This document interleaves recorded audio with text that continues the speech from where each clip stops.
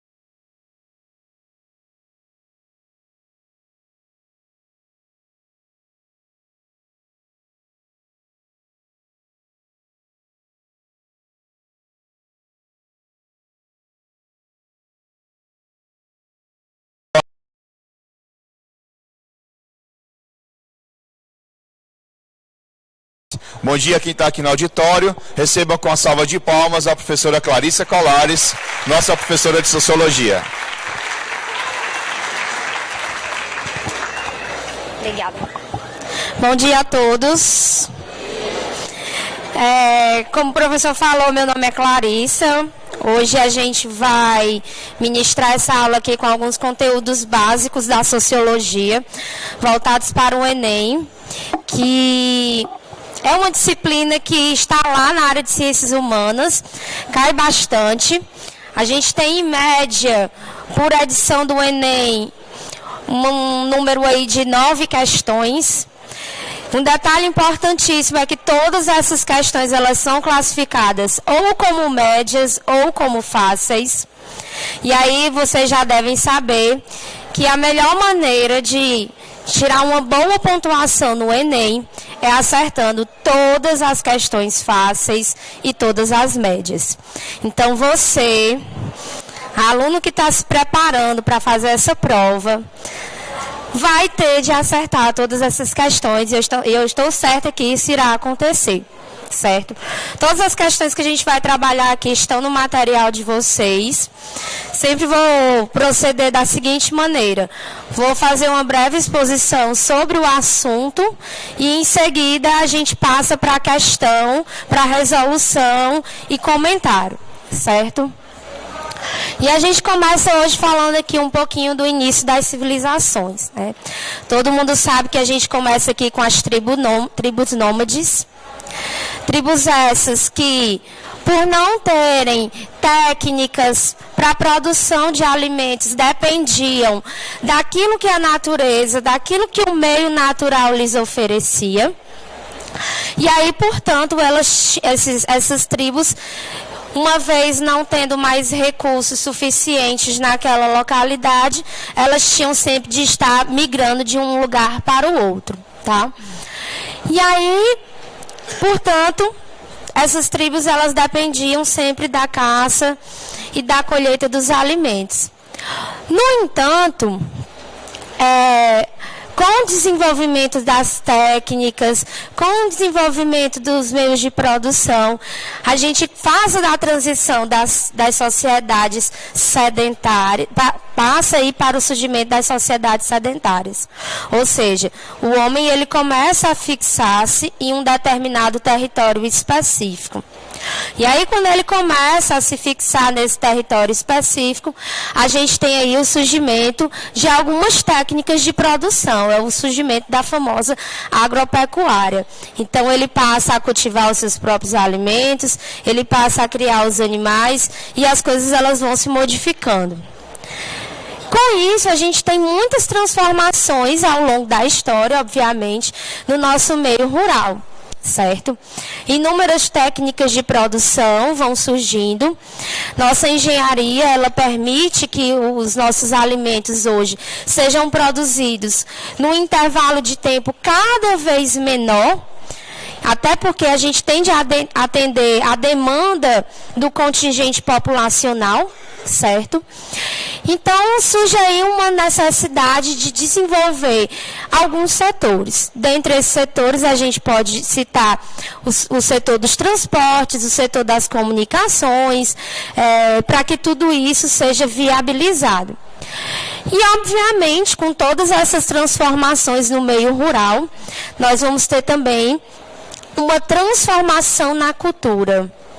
A cultura daquela sociedade, isto é, nos modos de se relacionar, nos modos como esta população vai compreender o mundo, as suas relações interpessoais. Então, a cultura ela vai estar acompanhando intimamente todas essas transformações presentes no meio rural. A gente não pode dizer que a cultura é algo estanque, que é algo inerte, que não muda, muito pelo contrário. À medida em que as sociedades elas vão se modificando, a gente vai ter também transformações aí no nosso meio cultural. Certo? Então, a cultura ela vai estar intimamente ligada com essas alterações nos padrões de produção.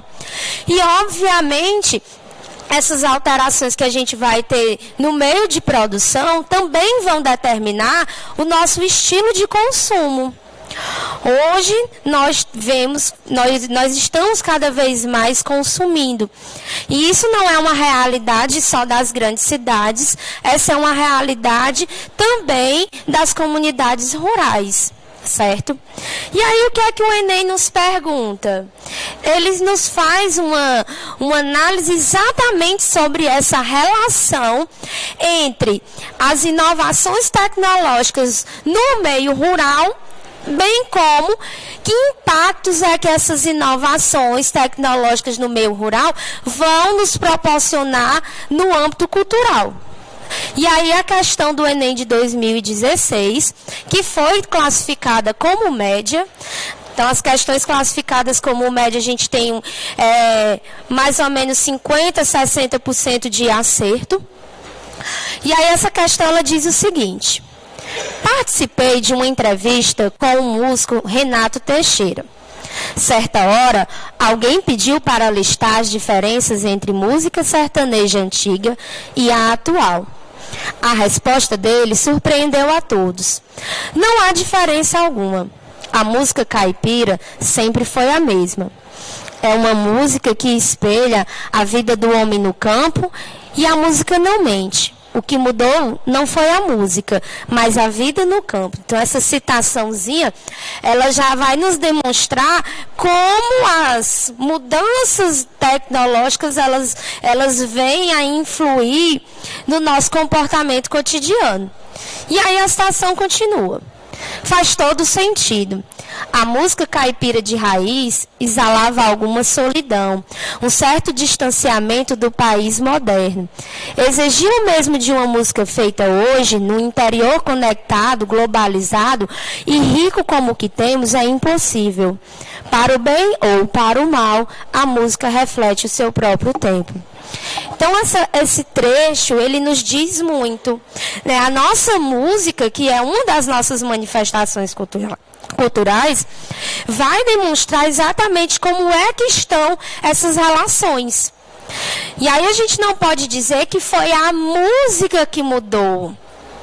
Não foi a cultura necessariamente em si que mudou, mas a nossa dinâmica no nosso contexto é que mudou, e a nossa cultura, ela acompanha essas mudanças sofridas no nosso cotidiano. E aí a gente tem a seguinte pergunta.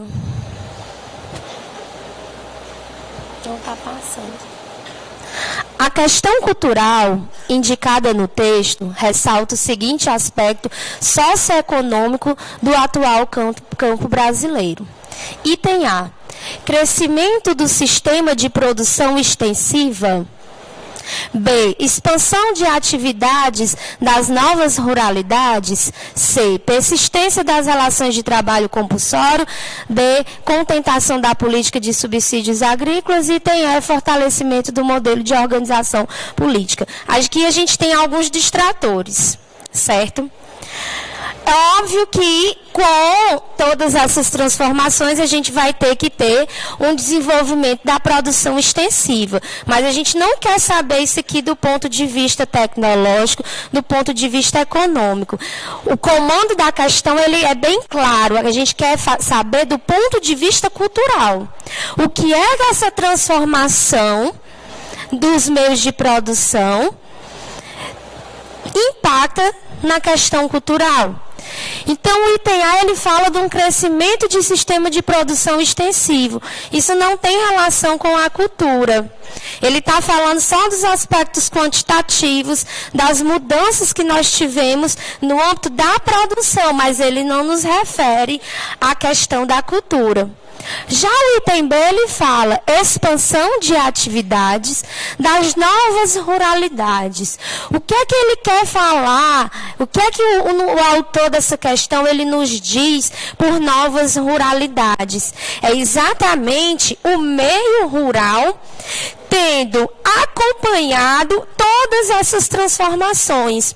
Então, quando a gente fala de novas ruralidades no âmbito da cultura, a gente nada mais está falando do que todas essas mudanças que a população do meio rural incorporou. E isso no mundo globalizado é cada vez mais comum. A ideia não é termos culturas isoladas, cada qual com as suas especificidades. Hoje a gente fala de uma cultura global. Não existe mais relações unívocas. Hoje está todo mundo conectado. Como a própria globalização se define, né? É a interdependência de todos os povos e países do mundo.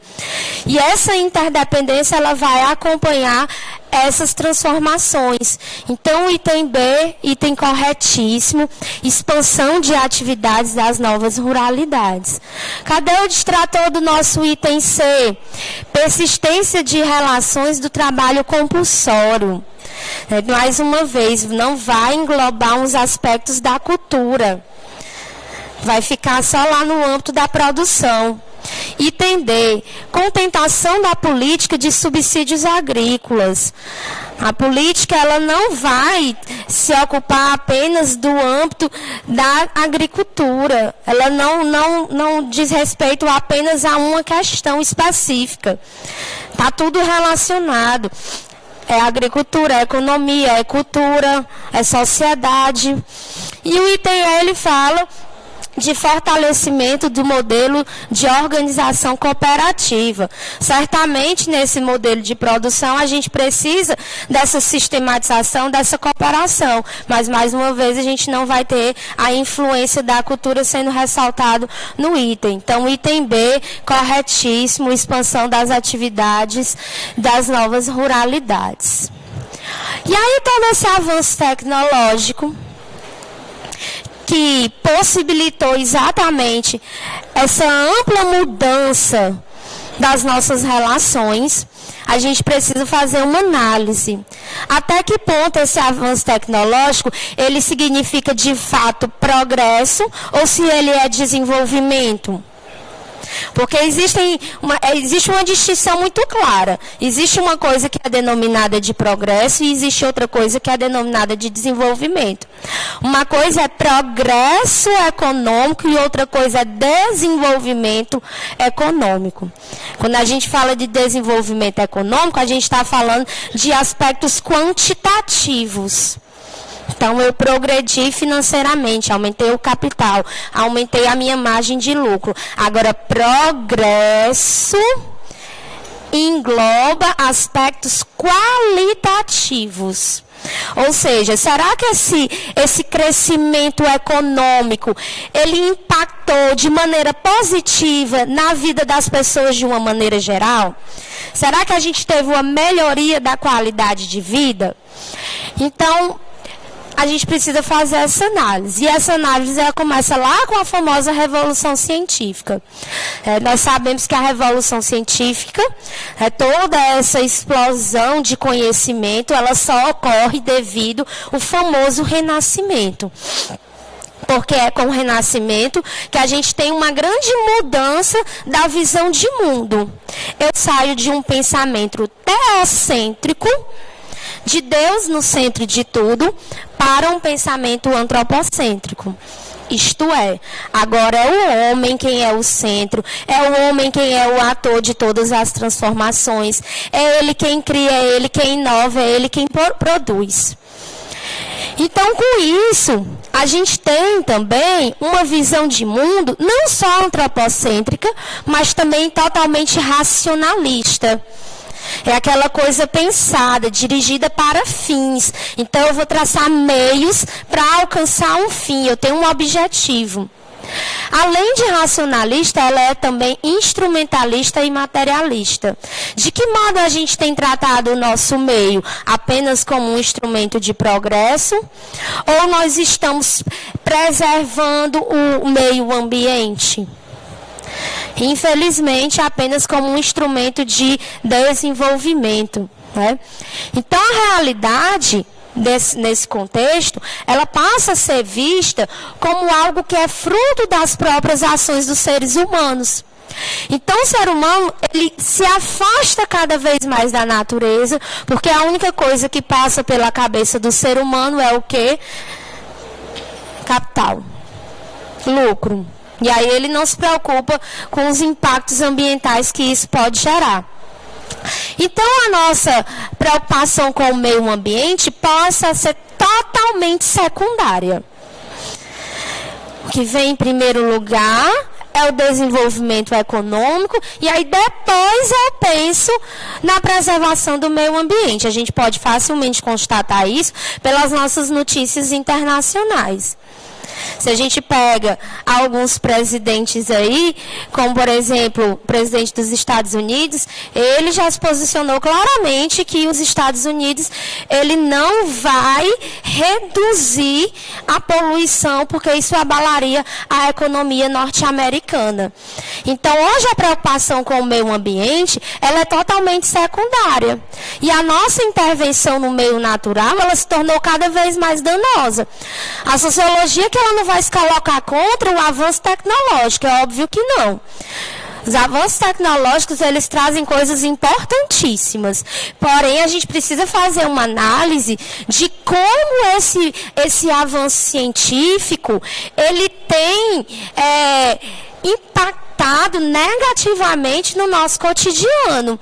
Se a gente não faz uma autoanálise das nossas relações com o meio natural, a gente coloca em xeque não só a sobrevivência do próprio meio natural, como a nossa própria sobrevivência. Steve Hawking, que faleceu há pouco tempo atrás, já nos alertava: se a gente não muda a nossa postura com relação ao meio ambiente, a gente só vai ter recurso para mais 50 anos. Então é preciso que a gente faça essa análise. De que modo a gente está se comportando? Então, aqui entre os séculos XVIII e o século XIX, o pensamento político brasileiro, ele vai acompanhar essa mentalidade. Uma mentalidade que não tem uma preocupação primária com relação à preservação do meio natural.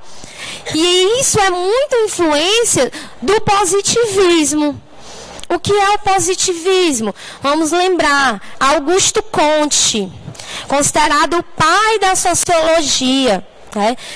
E Augusto Comte, ele vai ter muita influência no nosso pensamento político brasileiro. Augusto Comte desenvolveu lá o positivismo, que basicamente queria promover um progresso da Europa. Porque o que é que ele observa? A Europa pós-revolução industrial estava mergulhada totalmente em um caos. E aí nós temos um grande cenário de fome, de pobreza, de destruição, de inúmeras mazelas sociais. E aí a gente precisa resolver isso. E aí o que é que ele observa? A religião, ela não deu conta de resolver. A ciência também não deu conta. E aí ele pensa numa nova instância, que é o que ele vai chamar de ciências sociais, isto é, a famosa sociologia. E aí ele cria alguns lemas, né? O lema do positivismo: amor por princípio, ordem por base e progresso por fim. Lema esse que é incorporado por nós aqui no Brasil de maneira resumida lá na nossa bandeira. O lema da nossa bandeira: ordem e progresso. E aí a ideia é que a gente desenvolva um conjunto de técnicas para prever algumas situações, para posteriormente prover. Mas esse método positivista, ele está bem ali, intimamente ligado com as ciências da natureza.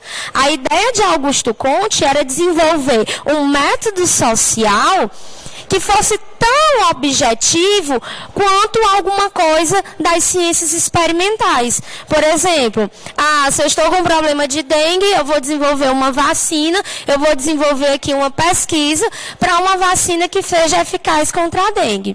Então, eu tenho ali um problema, eu preciso resolver esse problema, e aí eu vou criar uma série de estudos para resolver esse problema.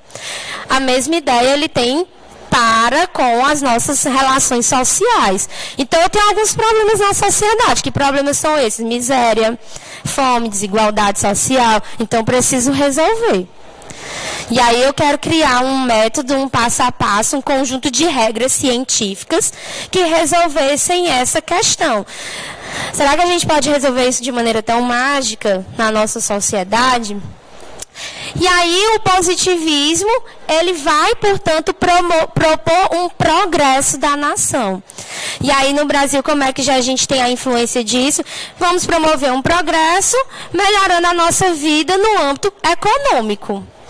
E aí a gente começa a ter uma grande expansão econômica, porém a gente tem que, mais uma vez, fazer uma reflexão de que modo essa expansão econômica ela está acontecendo. No Brasil, a gente não vai ter um desenvolvimento econômico atrelado a preocupações ambientais. E aí, o que é que o Enem nos pergunta? A linhagem dos primeiros críticos ambientais brasileiros não praticou o elogio laudatório da beleza e da grandeza do meio natural brasileiro. O meio natural foi elogiado por sua riqueza e potencial econômico. Olha só, o meio natural ele tem muito potencial econômico. Olha como é que o meio natural ele é visto, né? Sendo sua destruição interpretada como um signo de atraso, ignorância e falta de cuidado. Então, o meio natural ele não é visto como algo que deve ser preservado com o objetivo de garantir a permanência das gerações futuras. O meio natural ele deve ser preservado para garantir o potencial econômico das nossas grandes empresas. E aí a gente tem aqui como comando da questão. Descrevendo a posição dos críticos ambientais brasileiros do século XVIII e XIX, o autor demonstra que, via de regra, eles viam o meio natural como item A, ferramenta essencial para o avanço da nação. Olha o que a gente tem aqui, ó. Potencial econômico. Potencial econômico é sinônimo de quê? Avanço da nação. Então, o meio natural é quem vai permitir isso. Item A, corretíssimo. Onde é que está o distrator do item B? Ele diz, dádiva divina para o desenvolvimento industrial. A gente não tem mais aquela questão teocêntrica. O que foi que eu acabei de falar? A gente teve a mudança do pensamento teocêntrico para o antropocêntrico. Não é mais Deus explicando nada. No item C ele diz, paisagem privilegiada para valorização fundiária. A gente não está preocupado com aquela questão estética. A gente está preocupado se o meio natural ele vai nos fornecer subsídios suficientes para o desenvolvimento econômico. No item D a gente tem limitação topográfica para a promoção da urbanização. Eu vou limitar aquilo ali? Não. E o item é obstáculo climático para o estabelecimento da civilização. É também um distrator aí imenso. Então, o item correto dessa questão, item A, de aprovação. Todos estarão aprovados. E aí a gente não pode falar de sociologia e esquecer dessa temática tão clássica, que é a questão do preconceito, discriminação e segregação. Palavras essas que são muito comuns no nosso cotidiano, mas por vezes a gente acaba não compreendendo bem o significado de algumas dessas palavras. E aí por isso é preciso que a gente faça uma análise disso. E o que é que a gente pode chamar de preconceito? São conceitos previamente estabelecidos. E esses conceitos que são por nós previamente estabelecidos estão baseados em quê? Em nada mais, nada menos do que generalizações superficiais e que são depreciadoras do outro. Então eu vou colocar o outro como uma posição inferior, menor do que a minha. Essas generalizações, geralmente, elas são feitas com base em algumas características físicas ou culturais. Preconceito não vai ser só com relação a aspectos físicos, mas também com relação a alguns aspectos culturais, certo? Então, os preconceitos, eles são, infelizmente, elementos totalmente arbitrários.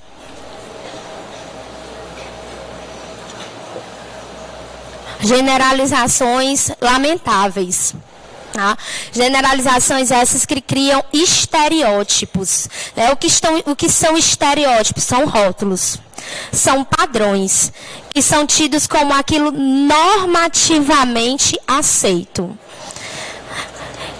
E aí o que é que eu chamo de discriminação? A discriminação está intimamente ligada aos preconceitos. Uma vez eu gerando esses estereótipos, eu estabeleço esse modelo aqui como o normativo correto, como socialmente aceito, e aí aquilo que não se encaixa dentro daquilo que é normativamente aceito, eu vou tratar de maneira diferenciada, depreciadora, e aí eu tenho a famosa discriminação, que leva, infelizmente, à marginalização de alguns grupos.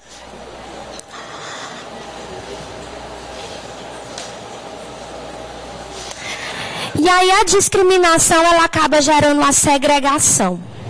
E o que é segregar? É dividir socialmente, espacialmente, alguns grupos. Né?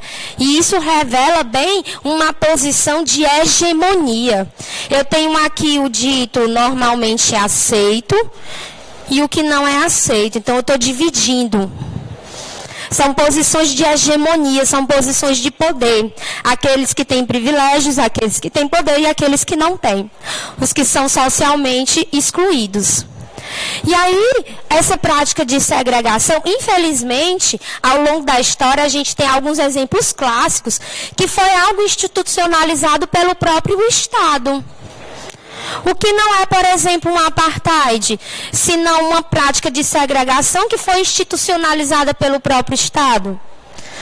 Então, eu tenho lugares nos ônibus para negros, eu tenho lugares para brancos, eu tenho escola para negros, escola para brancos. Então, eu estou segregando, eu estou dividindo.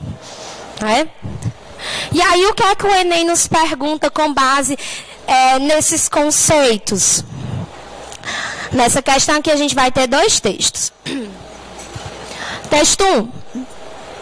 Mais de 1.000 refugiados entraram no território húngaro, apenas no primeiro semestre de 2015. Budapeste lançou os trabalhos preparatórios para a construção de um muro de 4 metros de altura e ao longo de sua fronteira com a Sérvia, informou o ministro húngaro das Relações Exteriores. Uma resposta comum da União Europeia a este desafio da imigração é muito demorada. E a Hungria não pode esperar, temos que agir, justificou o ministro. Olha um exemplo onde o próprio Estado, ele institucionaliza as práticas de segregação. Então, vou construir aqui um muro porque eu simplesmente não quero imigrantes no meu território. Então, eu estou institucionalizando essa segregação. Texto 2. O Alto Comissariado das Nações Unidas para Refugiados critica as manifestações de xenofobia. O que é xenofobia? Essa aversão ao estrangeiro, né? É uma prática de segregação, de discriminação, adotadas pelo governo da Hungria. O país foi invadido por cartazes nos quais o chefe do executivo convida os imigrantes a respeitarem as leis e a não roubarem os empregos dos húngaros. Para a NCNUR, a medida é surpreendente, pois a xenofobia costuma ser investigada por pequenos grupos radicais e não pelo próprio governo do país. E aí, o que é que o nosso comando, o que é o comando? Essa perguntinha básica, né? O que é que o nosso comando, ele nos traz?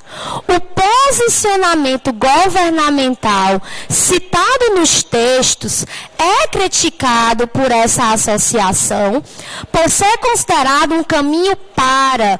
Por que que a gente critica essa posição xenofóbica desenvolvida pela Hungria? Item A.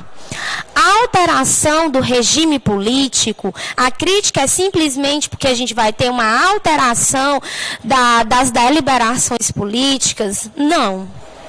Item B, fragilização da supremacia nacional. Nós estamos criticando porque simplesmente a supremacia nacional húngara, com a chegada dos imigrantes, vai ficar fragilizada? Também não. Item C, expansão dos domínios geográficos. Eu vou lá estabelecer um muro e isso aí vai expandir meus limites geográficos? Também não. Item D, cerceamento da liberdade de expressão. Eu vou cessar, acabar com a liberdade de expressão? Também não. E o item E, fortalecimento das práticas de discriminação. Então, eu estou fazendo uma crítica a isso porque essa própria política estatal, essa política de Estado, é uma política de discriminação, que a gente observa a cada dia que passa, cada vez mais nos nossos noticiários. A gente tem sérios problemas com relação à imigração. Os países, eles não querem receber os refugiados. Muitos acreditando que irão perder seus empregos. E aí a gente não pode esquecer do nosso clássico, Karl Marx.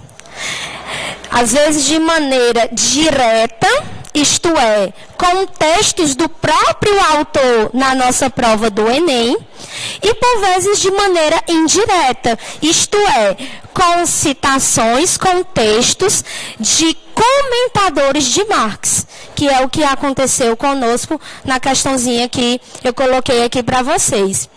Então, a primeira coisa que a gente tem que saber, quem foi Karl Marx? Considerado um dos maiores fundadores da sociologia, né? Um dos maiores fundadores da sociologia. E aí, Karl Marx, ele obviamente, ele é muito conhecido pela sua crítica ao sistema capitalista. Marx, ele vai se colocar totalmente contra as disparidades promovidas pelo sistema capitalista, principalmente porque ele vai vivenciar ali aquele contexto da Revolução Industrial. Ele vai fazer uma grande crítica às contradições que surgiram provocadas por essa revolução. E aí, o que é que o Marx observa? Simples. Quando eu tinha lá o famoso feudalismo, em tese, as pessoas trabalhavam apenas para a subsistência. Eu só retiro ali do meio natural aquilo que eu preciso para sobreviver. Então, a população estava concentrada lá no campo, nos famosos feudos. E aí, com a transição do feudalismo para o capitalismo, a gente tem algumas mudanças. Primeira mudança, não foi mais permitido as pessoas a morarem no feudo, porque a gente vai ter como uma das grandes indústrias da época a famosa indústria têxtil, fabricante de tecidos. E aí, os tecidos precisam de matéria-prima, e a gente vai precisar de retirar essa matéria-prima de algum lugar. Então, essa matéria-prima vai vir lá das ovelhas que precisam de um pasto. Então, aquele lugar do feudo não é mais para plantação, para subsistência. O lugar lá do feudo é para as ovelhinhas pastarem. E aí, automaticamente, essas pessoas elas ficam sem morada. E aí é preciso convencer as pessoas de que trabalhar para si não necessariamente é algo bom, e trabalhar para os outros seria algo mais interessante. E é aí que o Estado vem com uma série de políticas que vão incrementar essa questão. Não sei se é do conhecimento de vocês, mas o próprio Estado, ele cria algumas leis que vão dizer que aquele que não trabalha, aquele que tem um certo ócio, um tempo livre, é considerado uma pessoa que está em conflito com a lei. Então, não trabalhar era algo que não era muito bem visto pela legislação. Então, as pessoas elas são obrigadas a buscar emprego. E onde é que estão os empregos? Estão nas cidades urbanas. Chegando nas cidades, obviamente, não tem emprego para todo mundo. E aí eu tenho o surgimento de um grande número de pessoas desempregadas, não tendo recursos para sustentar as suas famílias. Muitas pessoas vão recorrer à marginalidade, à criminalidade. É também nesse contexto que a gente vai ter um aumento do número de suicídios, pois as pessoas elas não tendo coragem de recorrer à marginalidade, à criminalidade, elas preferem tirar a sua própria vida. Então, o que é que o Marx vai observar? Com a Revolução Industrial, nós temos o surgimento de duas classes. Uma que ele denominou de burguesia, isto é, a classe que tem os meios de produção, que tem as indústrias, que tem as máquinas, que tem o capital. E de outro lado, eu tenho o surgimento da famosa classe trabalhadora, que ele chamou de proletariado. Que por não ter nada, só resta a esta classe uma única opção, que é vender a sua força de trabalho. Isto é, vender a sua capacidade de produção. Tá? Então, no sistema capitalista, cabe apenas à força de trabalho vender a sua força de produção. E aí, tudo dentro do sistema capitalista, obviamente, passa a ter preço. O trabalhador, ele também tem preço. O preço dele é o valor do salário que ele recebe ao final do mês. Então, ele próprio se torna uma mercadoria, que ela é quantificada. O preço dessa mercadoria é tal. E aí, com a minha mercadoria, com o meu produto, eu dou o uso que eu bem entender. E aí é que tem a grande problemática na visão marxista. Porque aí o trabalhador, ele não pode ser considerado como um objeto, como nas palavras de Marx. Ele não pode ser uma coisificação. Ele não pode ser coisa. E é o que acontece no sistema capitalista, dentro da visão do Marx. Então, o trabalhador, ele não tem valor, ele não tem importância, ele é considerado como matéria. Por isso que a gente fala em famoso materialismo dialético, materialismo histórico em Marx. A matéria, ela tem muito mais importância, o produto, ele tem muito mais valor do que a própria força de trabalho que produz aquela mercadoria. Então, a gente tem aí o surgimento da famosa exploração do trabalhador, que era comumente submetido a longas jornadas de trabalho, podendo durar aí até cerca de 15 horas. Não sei se vocês sabem, mas era muito comum nas indústrias na época fazer-se um jogo de ponteiros com o relógio. Vamos supor que a gente vai entrar lá na indústria às 6 da manhã. Então, o que é que o dono lá da indústria manda fazer? Quando for 4 horas da madrugada, coloca aqui às 6. Então, eles entravam mais cedo. E vamos supor que a gente sai às 10 da noite. Então, quando está perto de 10, vamos voltar o relógio para as 8 da noite. Então, havia com muita frequência esse jogo de ponteiros. E aí as pessoas não reclamavam, as pessoas não tinham relógio para observar isso? Tinham. Aqueles poucos que ousavam fazer alguma contestação, obviamente, eles eram reprimidos com a famosa demissão. Né? E aí, nesse contexto de fome e miséria, muitos preferiam não dizer nada. Como diz o famoso ditado popular. Ruim com pouco, pior sem ele. Né? Enfim. Então, as sociedades capitalistas, o trabalho é empregado para produzir um objeto com valor de troca, destinado à venda. Objeto esse que no sistema capitalista tem muito mais importância do que a força de produção. E aí, como consequência desse sistema, a gente tem o surgimento da famosa divisão social do trabalho, que gera a divisão da sociedade em camadas sociais, onde a gente vai ter uma grande concentração de riquezas, muitos poucos concentrando uma grande quantidade de dinheiro, e muitas pessoas com pouquíssimo dinheiro. Hoje, como é que está essa nossa distribuição? Se você pegar 10% da população mundial, esses 10% concentram metade de todas as riquezas do mundo. 10% das pessoas da população mundial tem metade de todo o dinheiro do mundo. E os outros 90% da população mundial é que possuem a outra metade das riquezas. E isso é uma contradição até para o próprio sistema capitalista, porque quando a gente concentra demais, a gente tem o surgimento das famosas crises econômicas. Porque não há renda, se não há renda não há consumo, se não há consumo, obviamente, as empresas não vendem. E aí a gente tem as crises econômicas que no sistema capitalista são super cíclicas, ou seja, é um país entrando em crise, o outro saindo e assim por diante. E aí o que é que o Enem nos pergunta? Quanto mais complicada se tornou a produção industrial, mais numerosos passaram a ser os elementos da indústria que exigiam garantia de fornecimento. Três deles eram de importância fundamental: o trabalho, a terra e o dinheiro. Numa sociedade comercial, esse fornecimento só poderia ser organizado de uma forma: tornando-os disponíveis à compra. O trabalho, que é um desses 3 elementos fundamentais, ele precisa estar disponível para nós comprarmos. Olha o trabalho virando mercadoria. Do jeito que eu compro essa garrafinha por R$2, R$1,50, mercadoria, eu compro o trabalhador. É mercadoria, certo? Agora eles tinham que ser organizados para a venda no mercado. O trabalhador está à venda, porque ele é mercadoria. Isso estava de acordo com a exigência de um sistema de mercado.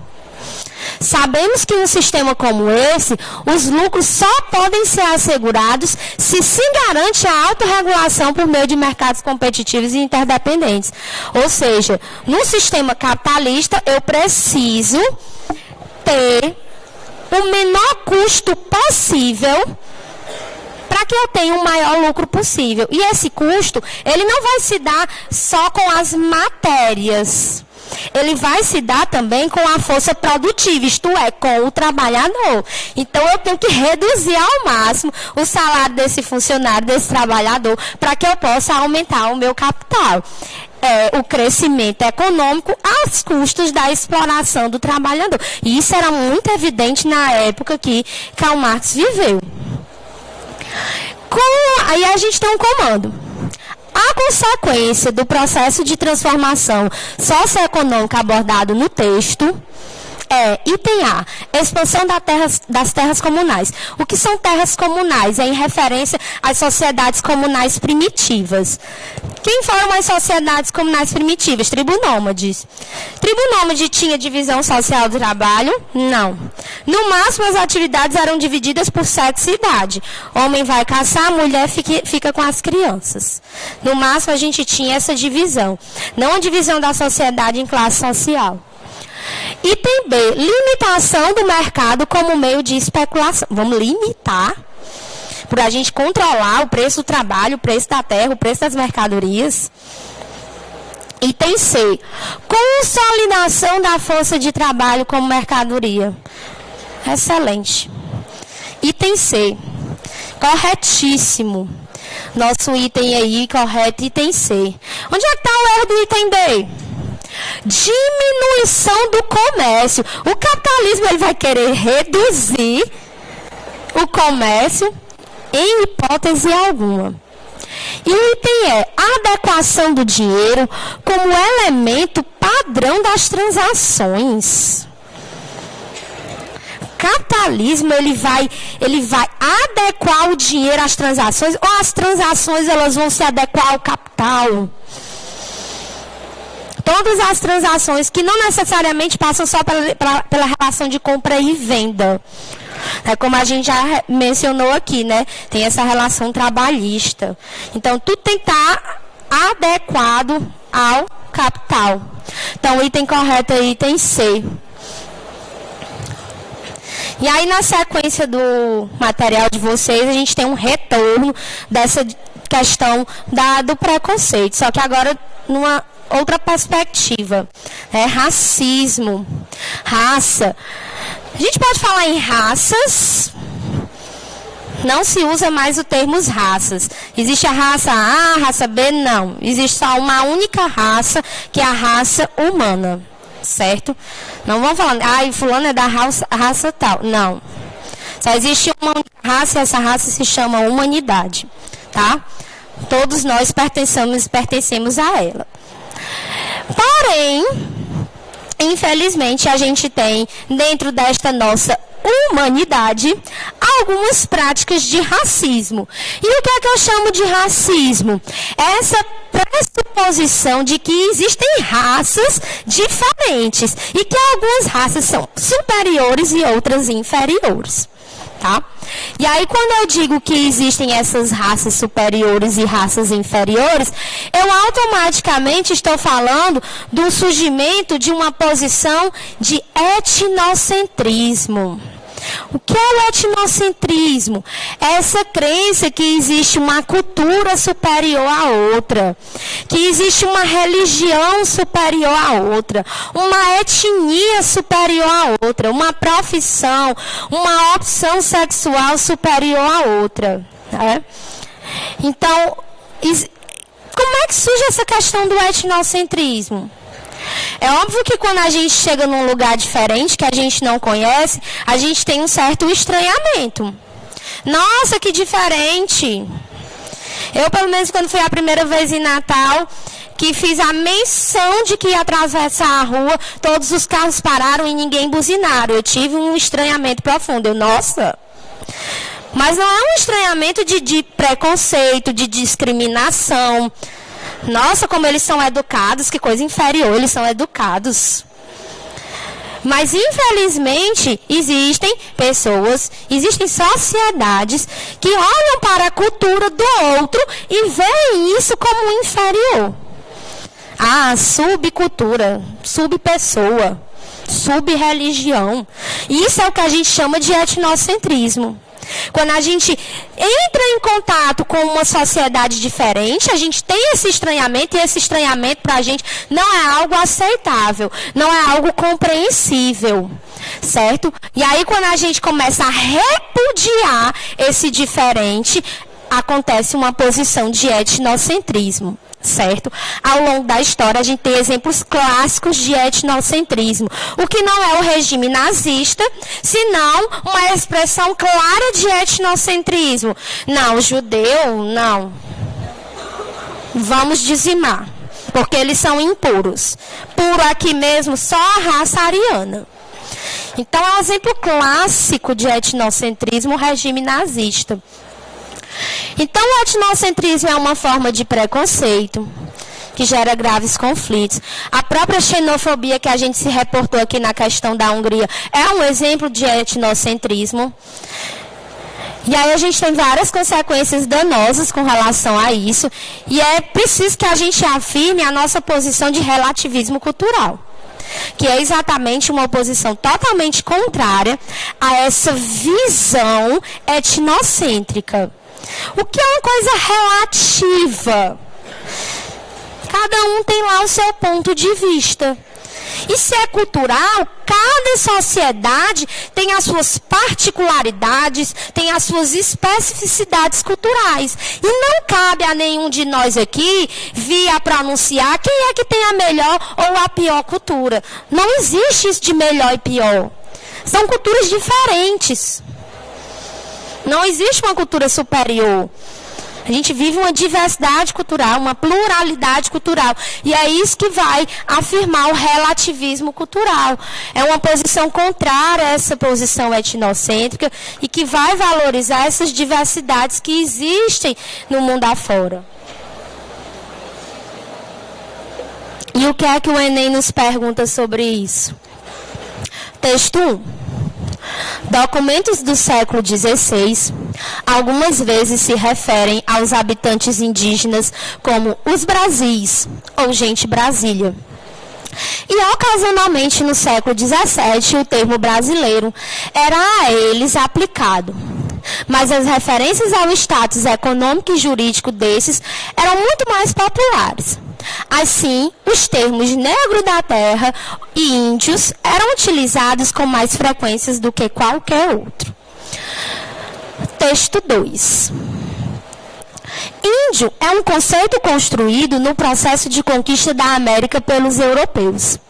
Desinteressados pela diversidade cultural, incumbidos de forte preconceito para com o outro, o indivíduo de outras culturas, espanhóis, portugueses, franceses, anglo-saxões, terminaram por denominar da mesma forma povos tão díspares quanto os tupinambás e os astecas. Então, essas duas referências, elas deixam claro esse olhar etnocêntrico, esse olhar preconceituoso. Se vocês prestarem bem atenção, a nossa história ela é sempre contada não por nós mesmos. É sempre um olhar europeu sobre a nossa história. E aí, quando o colonizador chega aqui no Brasil, o estranho, o sem alma, traz o jesuíta aqui para catequizar, porque esse povo aqui não tem alma, não. Vamos mudar a língua, vamos mudar os hábitos, vamos mudar a religião, porque estas que a gente encontrou aqui, ó, não estão legais, não. Então, isso é uma posição clássica de etnocentrismo. E aí, o que é que o nosso comando nos traz? Ao comparar os textos, as formas de designação dos grupos nativos pelos europeus durante o período analisados são reveladoras da, item A, concepção idealizada do território, entendido como geograficamente indiferenciado. Aquela coisa que eles encontraram aqui no Brasil quando chegaram era idealizada? Para eles não, para os nossos colonizadores é preciso modificar. Item B, percepção corrente de uma ancestralidade comum às populações ameríndias. A gente também teve índios, então tá tudo bem, todo mundo começa assim. Não. Item C, compreensão etnocêntrica acerca das populações dos territórios conquistados. Olha aí, o conceito de etnocentrismo se manifestando. Corretíssimo. Item D, transposição direta das categorias originárias no imaginário medieval. A gente está transpondo aí, portanto, os ideais da Idade Média. Não. Item E, visão utópica. O que é uma coisa utópica? Utopia é um termo de um filósofo, certo? Chamado Thomas More. Thomas More escreveu um livro intitulado A Utopia. O que é que fala esse livro, A Utopia? Vai falar de uma sociedade, ele vai descrever uma ilha, onde tudo nessa ilha é perfeito. Não existe propriedade privada, não existe desigualdade social, todo mundo se respeita, tudo é uma maravilha. Nós temos aí uma visão utópica, não mesmo, né? Então, item correto, item C, compreensão etnocêntrica. E aí, relações de gênero também não deixa de ser uma questão etnocêntrica, tá? E o Enem, vez ou outra, gosta de nos colocar questões do tipo, tá? Então, para a gente compreender as relações de gênero, é preciso que a gente compreenda dois conceitos importantíssimos, certo? Que são os conceitos de patriarcado e de androcentrismo. São esses conceitos que vão nos explicar melhor porque existem algumas relações diferentes de poder na nossa sociedade. E aí, o que acontece? O que a gente chama de patriarcado, né? Para que a gente entenda o patriarcado, vamos entender primeiro o matriarcado. Muita gente pergunta, por que a mulher ela sofre tanto preconceito até hoje? Sempre foi assim ou foi algo diferente? Esse patriarcalismo, ele está intimamente ligado com a noção de propriedade privada. Antes do surgimento da propriedade privada, quem é que determinava o sangue? A linhagem da criança era a mãe. Porque a mãe, ela também não tinha um parceiro fixo. E a figura paterna, ela era realizada por quem? A figura paterna era realizada pelo tio materno. Então era a mulher quem era vista como o centro de todas as questões, a mulher é que definia a linhagem do sangue, etc. e tal. Então a mulher ela não se colocava, não era vista como uma posição inferior. E quando é que isso muda? Com o surgimento da propriedade privada. Porque os homens começam a dizer, eu quero que quem herde o meu patrimônio seja o meu filho de sangue. Como é que ele vai saber quem é o filho de sangue se não existia essa questão fixa das relações? E aí, com o surgimento da propriedade privada, é que as pessoas elas começam a estabelecer essa questão das uniões estáveis. E aí começa o processo de subordinação, de inferiorização, isto é, o surgimento do patriarcado. Onde as mulheres elas estão numa posição hierarquicamente inferior em relação aos homens. E isso ainda é uma realidade muito latente, mesmo que com todos os nossos avanços, todas as mudanças, essa ainda é uma realidade da nossa sociedade. Tá? Então a sociedade patriarcal ela vai valorizar algumas atividades que são pré-estabelecidas como socialmente aceitas para o feminino e socialmente aceitas para o masculino. Então existe hoje um determinismo de gênero muito grande. E isso começa antes mesmo da concepção de uma criança. Por exemplo, tá lá a mãe se descobre grávida, e aí todo mundo quer logo saber, o chá revelação. É menino ou é menina? Porque quer saber qual é a cor do presente que a criança vai ganhar. Se for do sexo feminino, o presente é rosa. Se for do sexo masculino, o presente é azul. E aí, quando a criança está lá no aniversário de 3 anos, a menina ela vai ganhar bonequinha, porque é a mãe, a figura que cuida. A menina vai ganhar panelinha, porque é a mulher que cozinha. O menino vai ganhar carrinho da Hot Wheels. Que sacanagem, carrinho da Hot Wheels é tão mais legal, né? Então a gente tem esse determinismo. As nossas sociedades têm esses conceitos pré-estabelecidos.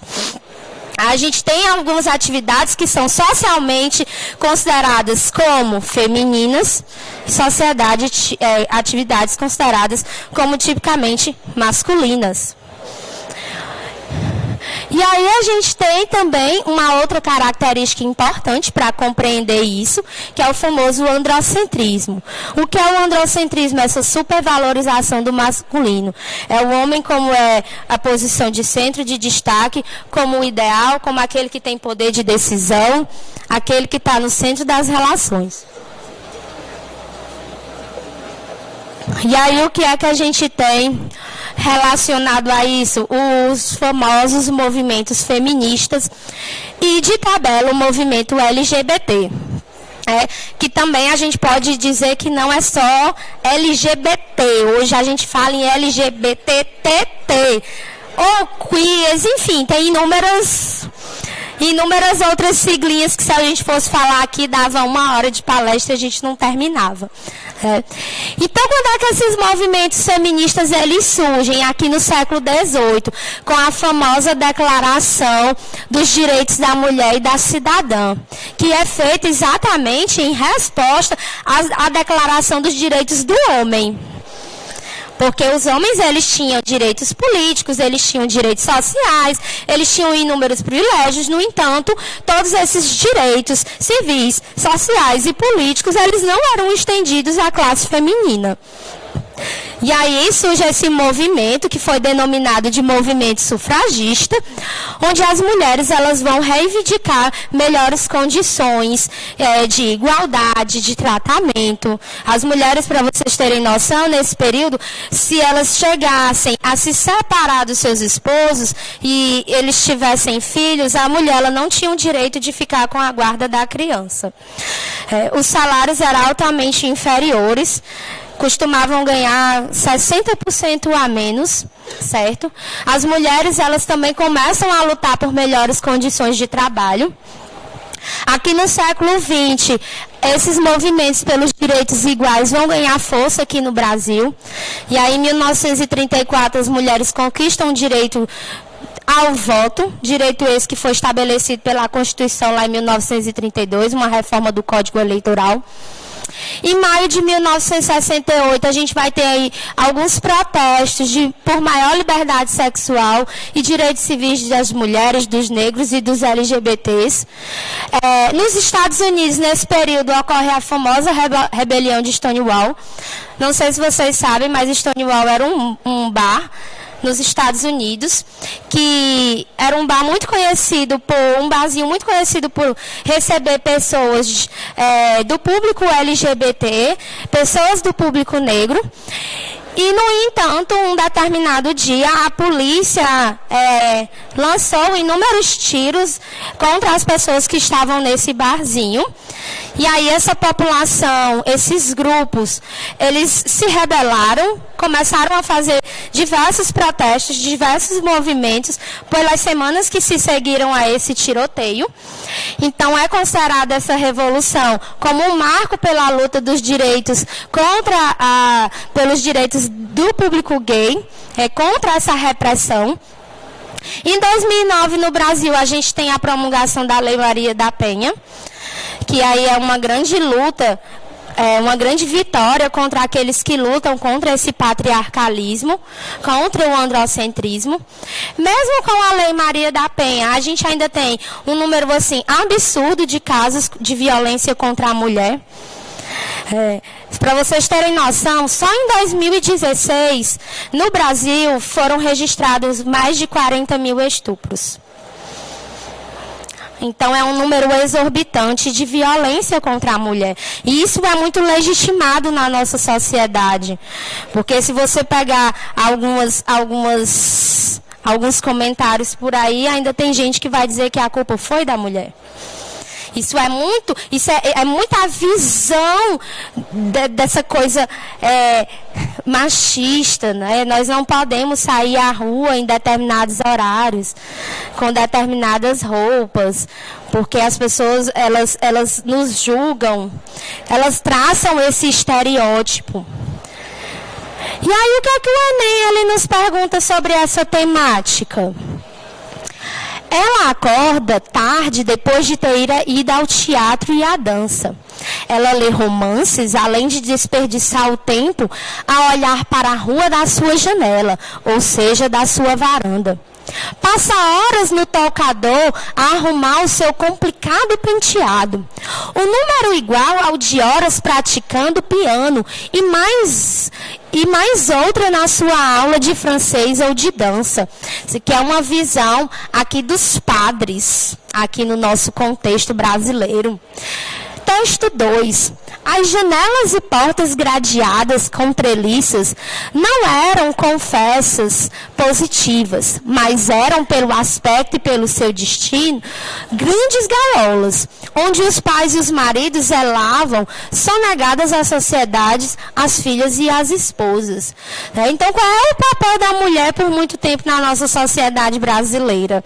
Ela não tem papel nenhum. Ela fica ali, sempre na tutela da figura masculina. Ou é o pai, ou é o esposo.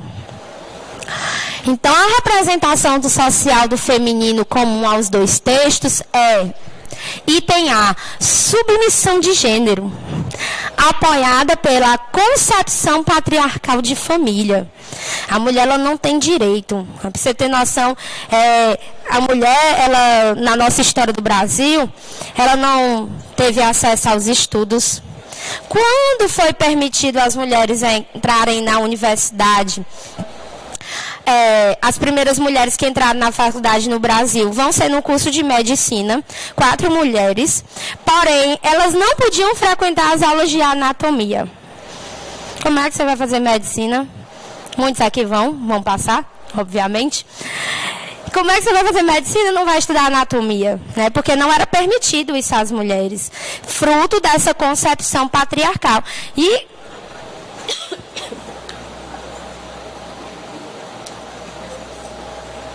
embora elas pudessem frequentar a universidade, elas tinham que ir sempre acompanhadas de uma figura masculina. Ainda tinha essa questão. E aí no item B a gente tem o seguinte: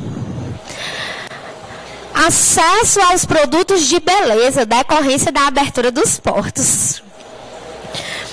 Embora os textos falem que as mulheres passam tempos e mais tempos ali se maquiando, penteando, arrumando o cabelo, isso aqui não revela uma necessidade, um anseio, um contexto da mulher nesse período. Item C, ampliação do espaço de entretenimento voltado às distintas classes sociais, né? Olha os distratores, porque o texto fala que a mulher vai ao teatro, ele coloca ali entretenimento para lhe distrair, para tirar a sua atenção da concepção central do texto. Item D, proteção da honra, medida pela disputa masculina em relação às damas de corte.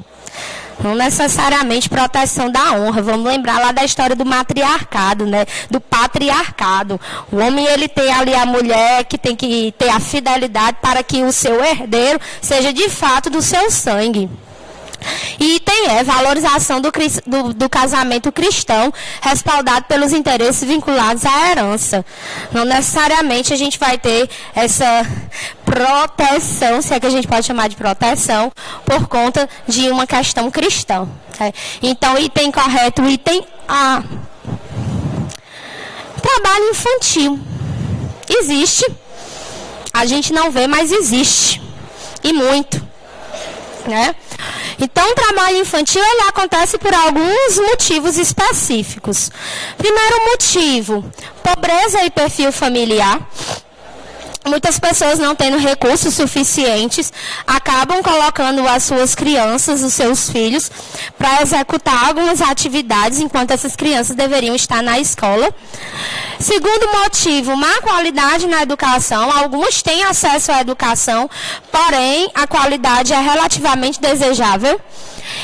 Terceiro, é visto como algo natural. Até mesmo na nossa casa, a gente acha que a criança ela tem que fazer alguma coisa, ela tem que fazer uma função, nem que seja arrumar os próprios lençóis. Trabalho para terceiros e a informalidade, né? Esses são os motivos que nos levam a ter um desenvolvimento do trabalho infantil. Aqui a gente tem alguns dados assim relativamente alarmantes com relação a esse trabalho infantil, né? Por dia, 7 crianças se ferem gravemente em trabalhos infantis. São crianças trabalhando em marmorarias, em plantações, e aí acabam se acidentando gravemente. 7 crianças por se ferem gravemente no Brasil. Esses dados são um levantamento do Ministério da Saúde, realizados nos últimos 8 anos. Nesse mesmo período desses 8 últimos anos, 187 crianças que tinham idade entre 5 e 17 anos acabaram perdendo a sua vida nessas jornadas de trabalho, totalmente insalubres, totalmente inadequadas. E o Enem, ele, obviamente, ele vai nos mostrar essa questão também na sua prova. E aqui a gente tem aqui uma imagem que de um lado você tem uma criança literalmente puxando um trem, representando essa questão do trabalho infantil, e de outro lado você tem uma criança puxando um trenzinho em miniatura. Então, de um lado, a gente tem também uma divisão aí de classes. As crianças da população economicamente menos favorecidas vão para o trabalho. As populações economicamente mais favorecidas vão ficar ali no âmbito lúdico. Certo? Então, um artista gráfico polonês recebeu vários prêmios pelas suas ilustrações. Nessa obra, ao abordar o trabalho infantil, ele usa a arte para quê? Item A, para difundir a origem de marcantes diferenças sociais. B, estabelecer uma postura proativa na sociedade. Ou C, provocar reflexão sobre essa realidade. Então, a arte, ela é sempre vista como um elemento de reflexão, que vai convidar as pessoas a se colocarem com um olhar mais crítico, mais atento sobre as realidades do nosso país, do nosso contexto. Item C, corretíssimo. Item D, propor alternativas para solucionar esse problema. Não necessariamente o autor dessa pintura, ele vai, por meio dessa imagem, propor uma alternativa, mas mais no âmbito aí da reflexão. Retratar como a questão é enfrentar em vários países do mundo. Literalmente tem ser e tem correto promover essa reflexão. Diferentes faces da cultura para nós finalizarmos. Basicamente, a gente tem 4 tipos de classificações da cultura. Cultura erudita, relacionado a um conjunto de conhecimentos específicos.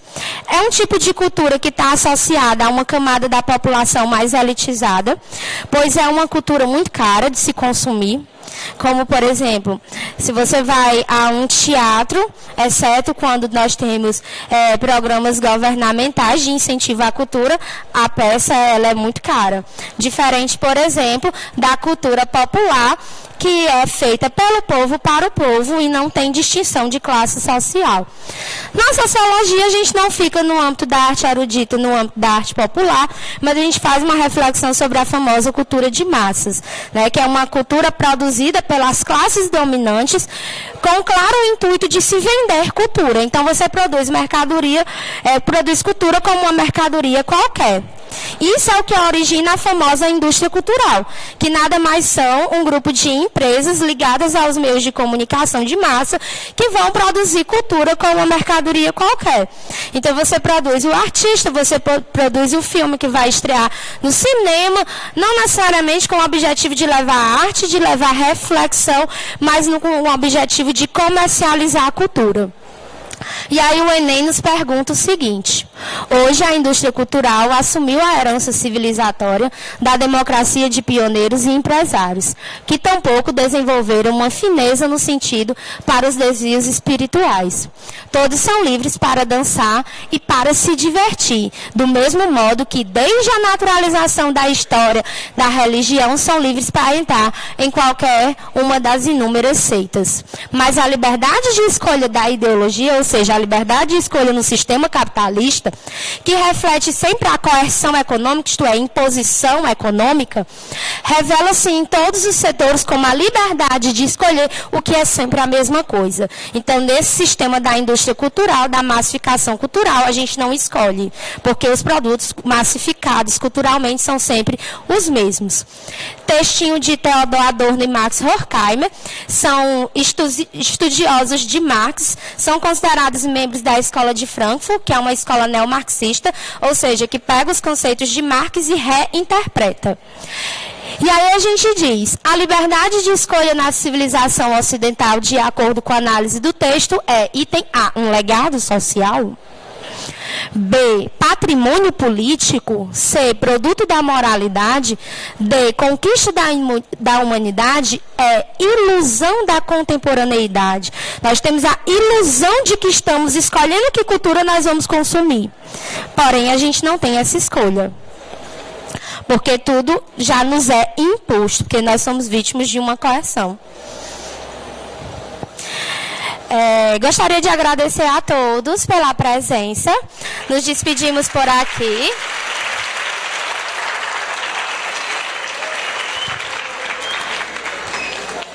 Espero ver vocês novamente, mas nos outdoors da prefeitura, tá? A fotinha de todos vocês.